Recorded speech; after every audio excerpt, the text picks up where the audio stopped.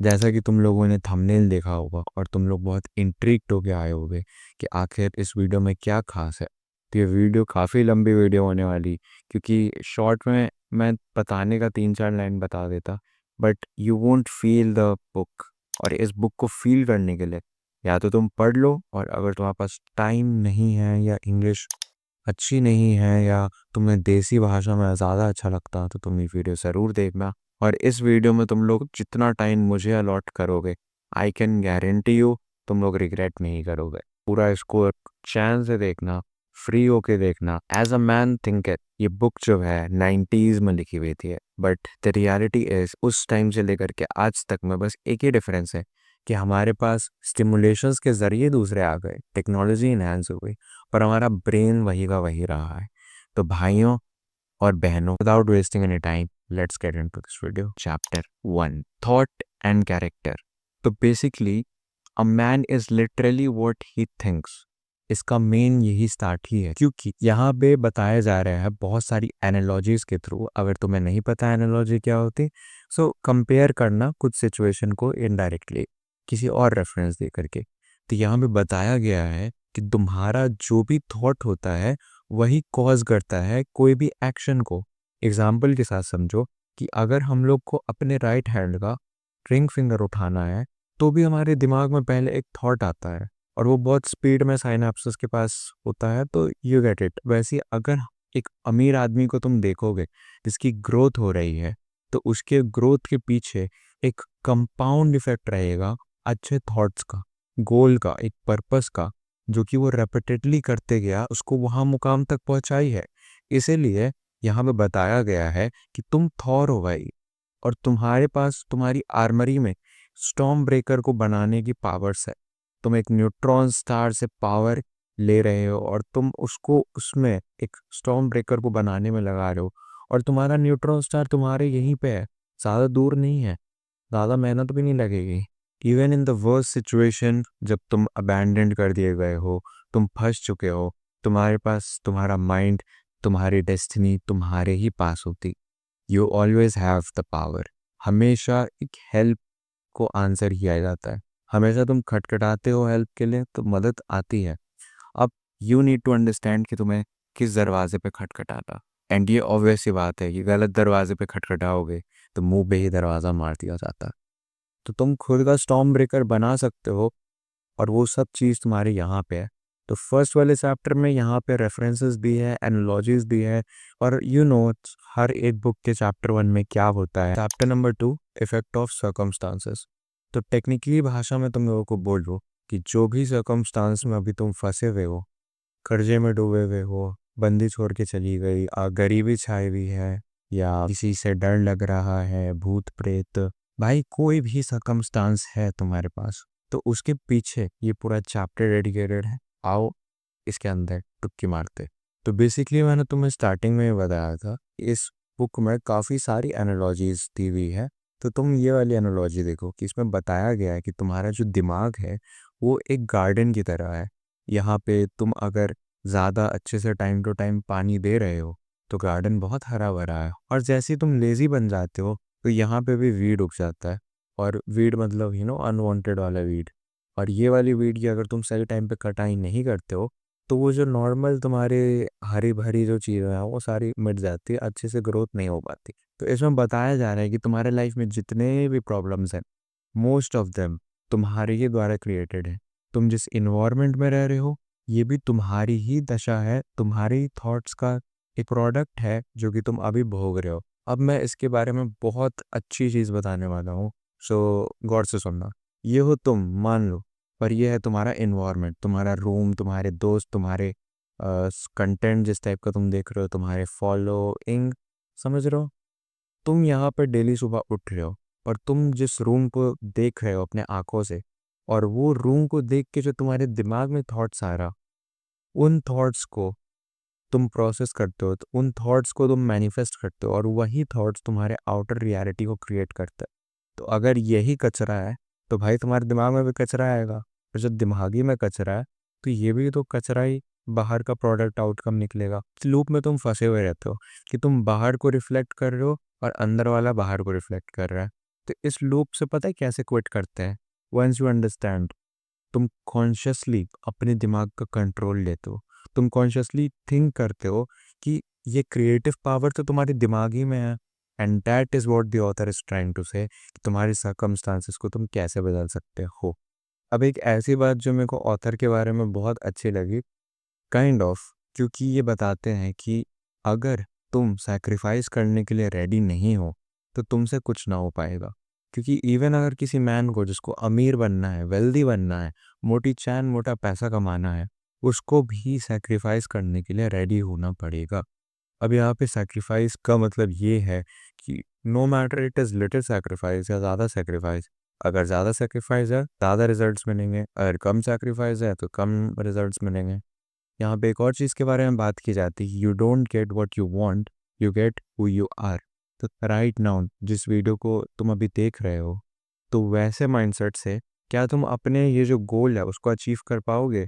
अगर लेट से तुम्हें 15,000 रुपये कमाने हैं नेक्स्ट मंथ, तो तुम क्या इन थॉट्स, क्या इन क्रिएटर्स को देखने से इस 15,000 को कमा पाओगे? नहीं कमा पाओगे। So you have to create a new identity. तुम्हें एक पूरा नया पर्सन डिज़ाइन करना पड़ेगा जो एक्चुअल में वो पैसे कमा सकता है, और इस न्यू आइडेंटिटी को तुम्हें ज़बरदस्ती अपने लाइफ में लाना पड़ेगा। सो एग्जैक्टली उसी चीज़ की बात यहाँ पे की जा रही है। अब मैं बहुत हाईलाइटेड पार्ट्स बताने वाला हूँ जो मैंने रीड करते टाइम हाईलाइट किए थे, because I really like that. सुनो, a man cannot directly choose his circumstances, but he can choose his thoughts, and so indirectly yet surely shape his circumstances. Nature helps every man to gratification of thoughts which he most encourages, and opportunities are presented which will most speedily bring to the surface both good, evil and thoughts. मतलब यहाँ पे कहा जा रहा है ना basic, कि अगर तुम थॉट्स को उस तरीके का रख रहे हो तो नेचर भी तुम्हें रिवॉर्ड करता है। जैसे शाहरुख खान ने वो कायनात वाली डायलॉग बोली थी ना, तो तुम्हारे लिए भी अपॉर्चुनिटीज चल के आएंगी, जस्ट कि तुम अपने और ये सराउंडिंग से परे सोचो और अपने सर्कमस्टांसेस को समझो कि तुम्हारा स्रोत यहीं पे है। दोस्तों, बाहर की दुनिया या शीशे में अपने आप को देख के इनसिक्योर फील करने से बेटर है, और अपने अंदर वैसे थॉट्स लाने से बेटर है कि तुम एक ऐसे अपने वर्जन को डिज़ाइन करो, ऐसे अपने थॉट्स को डिज़ाइन करो कि भाई तुम्हारी इन्वायरमेंट से तुम्हें घंटा फर्क ना पड़े, और तुम अपने रियलिटी को खुद शेप कर रहे हो। समझ रहे हो? तुम अपने आप को नेपोलियन की तरह वाइज जियो कि भाई मैं तो नेपोलियन हूँ, मेरे को दुनिया कॉन्कर करनी है। तो समझ रहे हो, तुम्हारे थॉट्स, तुम्हारे दिमाग, तुम्हारी अपॉर्चुनिटीज़, यूनिवर्स भी तुम्हें वैसे ही वैसी अपॉर्चुनिटीज़ देगा कि तुम कॉन्कर करो। अब मैं ऐसे ही बोल रहा था एनालॉजी देने के लिए, नेपोलियन सच में नहीं जा कर गया। अभी तक वीडियो देख रहे हो, यानी तुम बहुत हद तक सीरियस हो। और अगर तुम सीरियस हो तो मुझसे ज़रूर कांटेक्ट करो, मुझसे कनेक्ट करो। मेरे सारी सोशल्स तुम्हें यहाँ डिस्क्रिप्शन में मिली जाएगी। और इस मॉड्यूल में हम लोग बात करेंगे the effect of thoughts on your health. तो एंड तक ज़रूर देखना। अब देखो, जो बॉडी है वो तुम्हारे माइंड का सर्वेंट है, बट अक्सर हम लोग ये बात भुला देते हैं ज़बरदस्ती, क्योंकि हमारा बॉडी जो है स्ट्रेट अप हमारे थॉट्स को रिफ्लेक्ट करता है। अगर तुम्हारे लाइफ में फियर, एग्जाइटी, स्ट्रेस, ट्रॉमा, ये सारी है फीलिंग्स, तुम रेपिटेडली इनके बारे में सोचते रहते हो, अपने पास्ट को तुम बार बार रिलीव करते रहते हो, बार बार जीते रहते हो कि भाई वो बंदी ने कैसे मेरे को उस दिन रिजेक्ट किया था, या भाई उस बंदी ने कैसे मेरा दिल तोड़ दिया था, तो यू हैव दिस अथॉरिटी कि तुम उस चीज़ को 1000 बार जी सकते हो। But these thoughts can kill a man as fast as a bullet can। इस लेवल का ये सारे जो थॉट्स है एक साथ असर दिखाते हैं, सेम लेवल का एक बुलेट आदमी को मारने में असर दिखाता है। सो यहाँ पे यही बताया गया है कि ये थॉट्स कितने ज़्यादा खतरनाक हैं। द नेक्स्ट थिंग इज़ कि जो तुम्हारी बॉडी है, जो तुम्हारा चेहरा है, उस पे जो एजिंग का फैक्टर है वैसा कुछ नहीं होता, क्योंकि जो एजिंग है, वो जो रिंकल्स है, वो तुम्हारे थॉट्स के फियरफुल होने के कारण होते हैं, तुम्हारे स्ट्रेस एंजाइटी होने के कारण होते हैं। 80 साल का बूढ़ा बाल झड़ गए, ये वो हो गया, क्यों? क्योंकि उसके लाइफ में कितना ज़्यादा ट्रॉमा और एंजाइटी वाले थॉट से वो गुजरा कि लाइक वो वैसा हो गया। तो यहाँ पे बताया गया है कि वैसा बंदा जिसके थॉट्स एकदम प्योर हो, एकदम हारमनी, एकदम पीसफुल हो, और वैसा बंदे के थॉट्स के कारण उसका जो फेस है उस पे झुर्रियाँ तक नहीं पड़ती, रिंकल्स भी नहीं आते। ये पावर होती है थॉट्स की। कि चेंज ऑफ डाइट से कोई फर्क नहीं पड़ता, तुम वापस भेड़ पूड़ी खाने लगोगे, तुम वापस बर्गर खाने लगोगे, but once you change your thought and become the person, तो तुम अपने आप डाइट पुरानी वाली नहीं फॉलो करोगे एंड एक नई डाइट फॉलो करोगे। So you need to change your thoughts consciously. तो एक थॉट तुम्हारे बॉडी को पूरा रिफ्लेक्ट कराता है, और एक थॉट के कारण तुम्हारी बॉडी हेल्दी भी हो सकती है, और एक थॉट के कारण तुम्हारी हेल्थ पूरी तबाह हो सकती है। तो अब तुम्हारे हाथ में है तुम क्या थॉट चूज करते हो। And be a man and choose your thought wisely. Thought and purpose, तो ये वाला जो है मेरा पर्सनल फेवरेट है, तो गौर से सुनना। एक आदमी जिसके पास कोई पर्पस नहीं है, कोई गोल नहीं है, उससे जाके तुम पूछो कि भाई आपके दिमाग में क्या एंजाइटी, स्ट्रेस, फियर, डाउट, ये सब थॉट्स आते हैं, क्या आप डिप्रेस फील करते हो? वो ऑब्वियसली बोलेगा कि हाँ भाई।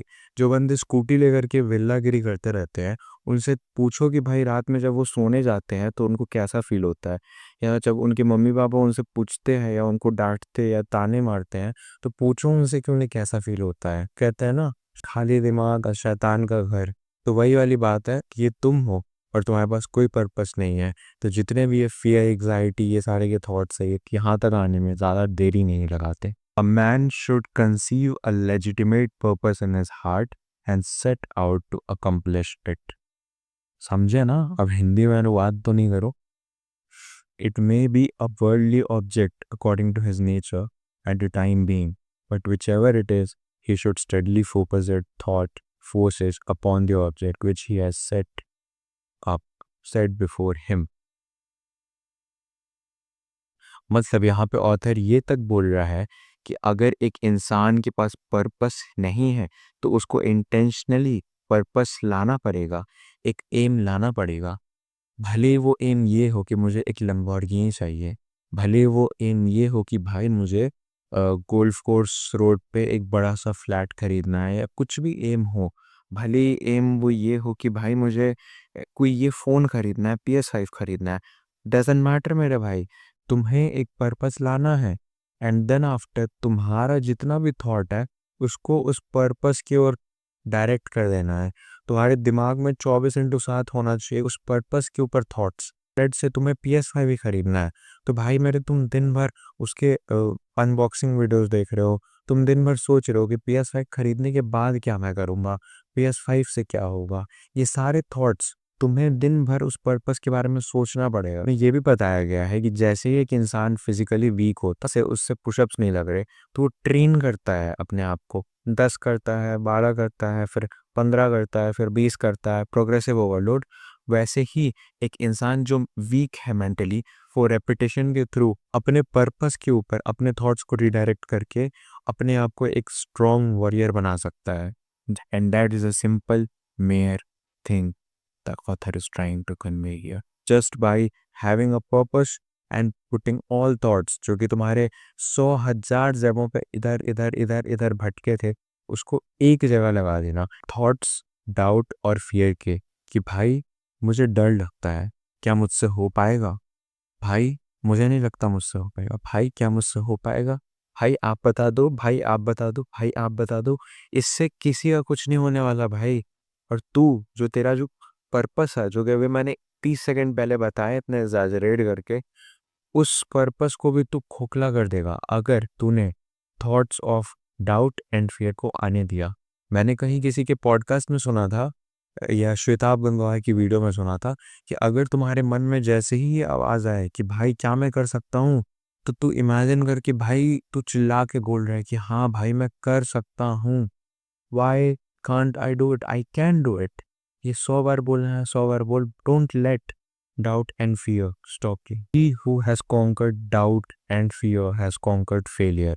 लिटरली ये नहीं लिखी है। जिस इंसान ने अपने इस थॉट की पावर को समझ लिया, जिस इंसान ने पर्पस बिठा लिया, जिस इंसान ने ये सोच लिया कि भाई अब मुझे डेडिकेट करना है इस पर्पस के प्रति, बट वो पूरा ज़रूर होगा। अब यहाँ पे तुम भगवान श्री कृष्ण का भी बात सुन सकते हो कि तुम जीत और हार तुम्हारे हाथ में नहीं है, बट तुम्हारा पर्पस के प्रति काम करना तुम्हें एक ऐसे इंसान में बदल देगा जो कि भाई you have never expected that. Alright, congrats. अब हम लोग नेक्स्ट चैप्टर में आते हैं।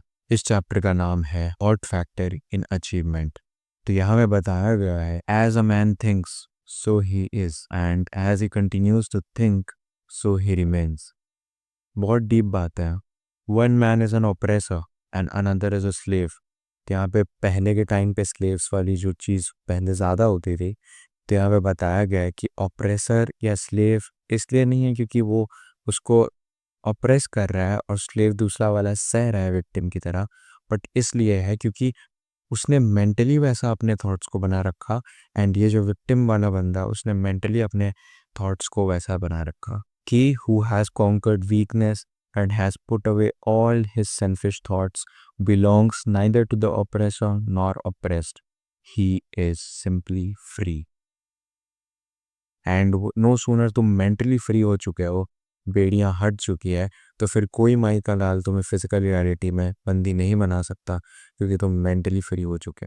अब यहाँ पे मेन कॉन्सेप्ट ये है कि a man can choose to remain weak, या तो वो चूज कर सकता है to lift his thoughts. And जैसे ही वो अपने थॉट्स को लिफ्ट करता है, वो अपने लाइफस्टाइल, वो अपने आप को इतना स्ट्रॉन्ग बना लेता है कि इट हैज़ नो बाउंड्रीज। अगर तुम सेल्फिश हो, अगर तुम बहुत ज़्यादा सैक्रिफाइस करने के लिए नहीं रेडी हो, तो सैक्रिफाइस अ लिटिल। यहाँ पे ऑथर यही बोल रहे हैं कि तुम थोड़ा सा सैक्रिफाइस करो, बट करो ज़रूर। थोड़ा सेल्फलेस बनो, बट बनो ज़रूर। अब यहाँ पे ऑथर जो है बहुत अच्छी बात ला रहे हैं कि तुम एक मैन हो, बी अ मैन, और अपने जो तुम्हारे थॉट्स हैं उनको चूज करो इंटेंशनली। मैनलीनेस को लाओ, एम्ब्रेस करो एंड चूज देम। उनको रोको अगर गंदे हैं तो। The more you lift your thoughts, उतना ही सक्सेस तुम्हें मिलेगी, उतना ही ज़्यादा लोग तुम्हें बेतहाशा बेतुमार प्यार करेंगे, एंड उतना ही ज़्यादा तुम ही अपनी लाइफ को जीने का मौका मिलेगा अच्छे तरीके से खुल करके। यूनिवर्स जो है जनरली जो भी डिसऑनेस्ट ग्रीडी लोग होते उनको ज़्यादा फेवर नहीं करता। बहुत बार लगता है कि वो फेवर कर रहा है, एंड बहुत बार एक आध बार चल जाता है क्योंकि हम लोग उनकी बैक स्टोरी नहीं जानते कि उनके लाइफ में वो कैसे कर। But at the end of the day जतो धर्म तथो विजय। तो वैसे ही अगर जहाँ पे एक जितने भी थॉट्स के मैनिफेस्टेशंस एक अच्छे भलाई वाले पर्पस के लिए हो रहे हैं, तो वो मैनिफेस्ट होना बहुत ज़्यादा ऑब्वियस है। ऑनेस्ट इसमें ऐसे ऐसे वर्ड्स हैं ना जो तुम्हारे तुम्हारे अंदर के मर्द को जगा देते हैं भाई। By the aid of self control, resolution, purity, righteousness and well directed thought, a man ascends. यहाँ पे जस्ट मैंने बोला तुम लोगों को कि लिफ्ट योर थॉट्स। मैंने सर्कमस्टांसेस के बारे में बताया, मैंने हेल्थ के बारे में बताया, बहुत सारे एस्पेक्ट्स के बारे में बताया। अब यहाँ पे बताया गया है कि अगर तुम इन सबको फॉलो कर भी लेते हो एंड तुम्हें विक्ट्री मिल भी जाती, तो पता है लोग क्या करते हैं? लोग जो है मोहित हो जाते हैं and then they fail, they fall back to their again पुरानी वाली आदतें। अगर तुम्हारा पर्पस डिवाइन था तो तुम लॉन्ग टर्म में खेल पाओगे, बट अगर कहीं ना कहीं खोट था तो तुम्हें जैसे ही वो चीज़ मिलेगा तुम वापस वहीं पे आ जाओगे जहाँ पे तुम पहले से थी। अब यहाँ पे वही वाली बात बोली है जो मैंने पहले बोली थी, जो बंदा थोड़ा सा सेक्रीफाइस करता है उसको थोड़ा सा रिजल्ट मिलता है, जो बंदा बहुत ज़्यादा सेक्रीफाइस करता है उसे बहुत ज़्यादा रिजल्ट मिलता है। यहाँ पे सेक्रीफाइस कुछ भी हो सकता है। वो तुम्हारा ईगो हो सकता है, वो तुम्हारा इंस्टाग्राम ऐप हो सकता है, या वो तुम्हारा बीजीएमआई हो सकता है, या वो तुम्हारा कुछ आदत हो सकता है। It's up to you. But we are not done yet. Next chapter है विजन एंड आइडियल्स। इस वाले बुक में तो ऑथर ये चीज़ बोलते हैं कि never ever ever stop dreaming, always cherish your visions. And ये एक सबसे बड़ी ब्लेसिंग है।